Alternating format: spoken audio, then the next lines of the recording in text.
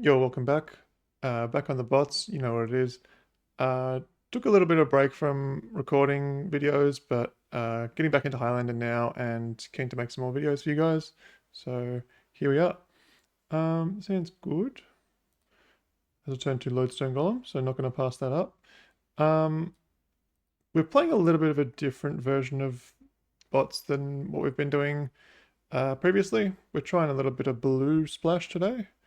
I just wanted to cast some Tinkers, so let's see what we can do.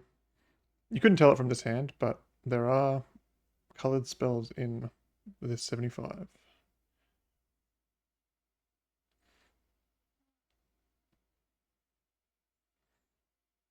Let's lead on the temple.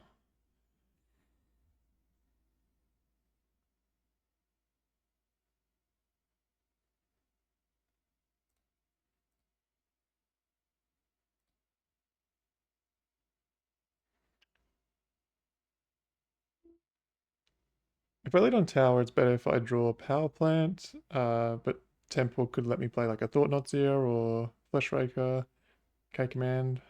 I think there's more things that are going to prompt me to want to use the Eldrazi mana instead of the one thing that pays off me playing the tower first. For those wondering why I took such a long break, I did go to the Pro Tour in Vegas a few months ago, and yeah, just that was my focus for a long time. Couldn't really play Highlander whilst testing for the Pro Tour, so had to put Highlander on the back burner for a little bit. Uh, but that's all done and dusted now. Had a little bit of a break from that just to stop thinking about Magic for a few weeks. Um, but now Edge of Eternity's out. Missteps pointed, so it's a pretty interesting and exciting new Highlander format. So keen to get back into it. Okay, Saga.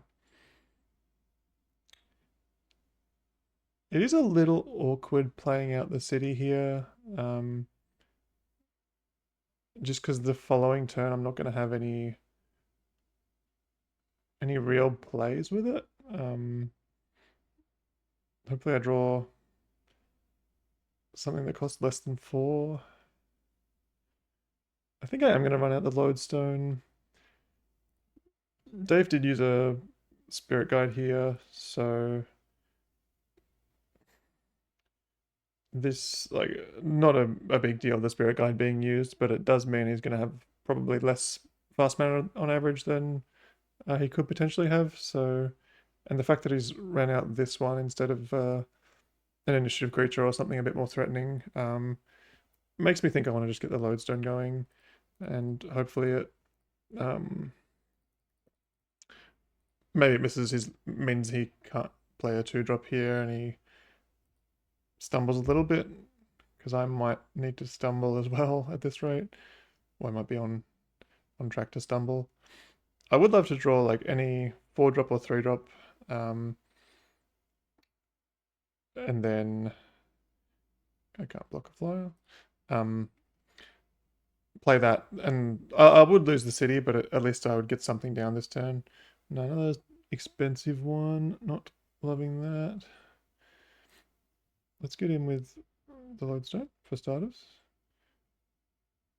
They might do this Senu thing, but happy to force them to do it. Maybe they just have a bolt. Swords, sure. Um, so now the option is I just play no land and then charge the amulet, and then next turn I can play the monument. Uh, if I let this go,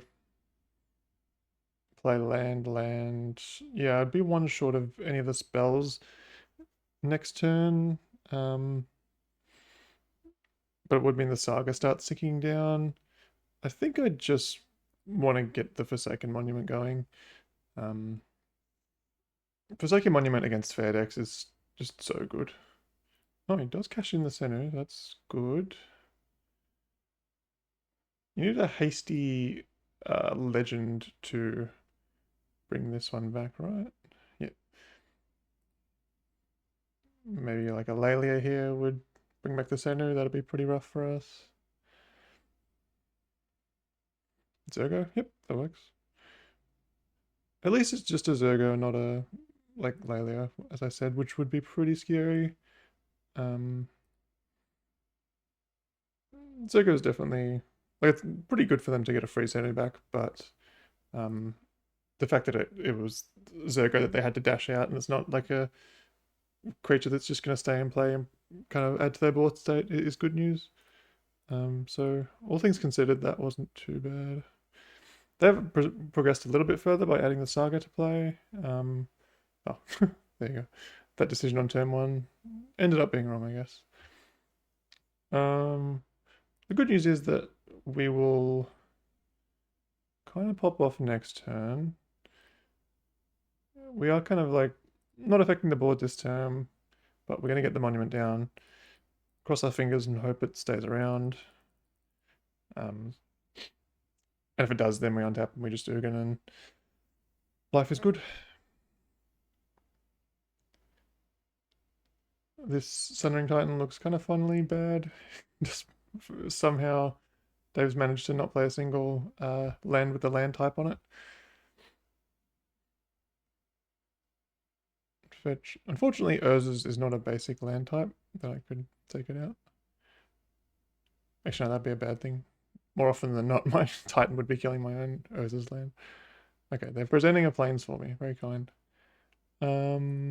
Seasoned Engineer, maybe? Scarlet. Okay, again, as far as the threat they could have progressed each turn has been, this isn't too bad. Still very happy to Ugin it, but yeah, things could have gone worse there. Now I can sing Summoning Sick, right? Yeah, cool. So let's go 4, 5, 6, 7, 8. Here is Ugin.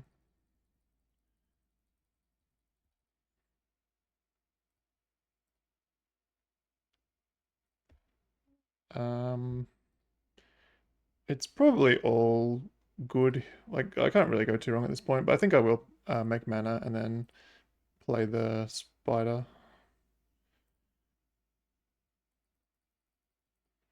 Get another exile. Clear up the board entirely. Have a blocker. Go up to 18. Untapping with an Ugin probably. Yeah, it's pretty comfortable at this point. And I might as well charge this.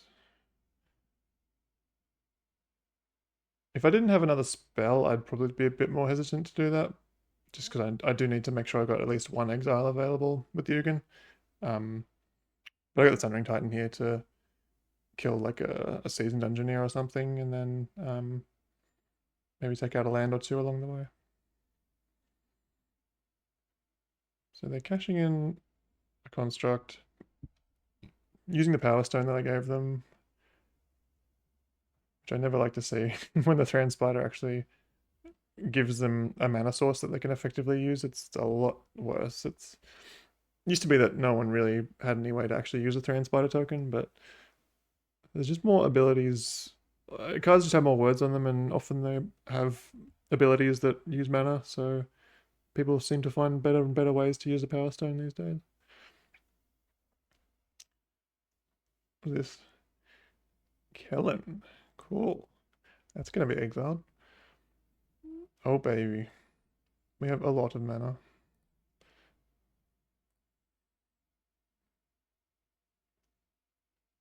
Nice. I bet I can, like, Thran Spider plus Titan.